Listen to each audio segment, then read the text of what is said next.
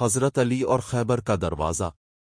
یہ واقعہ 7 ہجری کا ہے، جب مسلمانوں اور یہودیوں کے درمیان غزو خیبر پیش آیا۔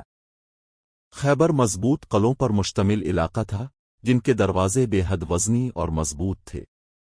ان قلعوں میں سے ایک قلعہ قموس سب سے زیادہ محفوظ سمجھا جاتا تھا۔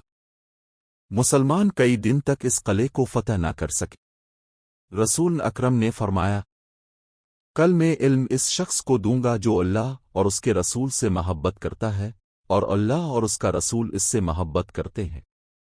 اللہ اس کے ہاتھ پر فتح عطا فرمائے گا۔ اگلے دن رسول اللہ نے حضرت علی کو بلایا۔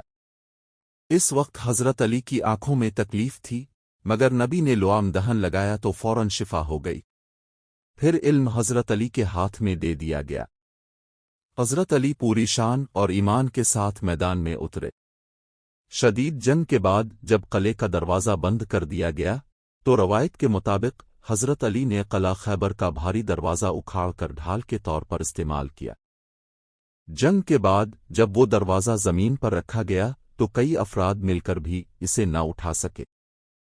اس پر حضرت علی نے فرمایا، میں نے یہ دروازہ اپنی طاقت سے نہیں بلکہ اللہ کی مدد سے اٹھایا تھا۔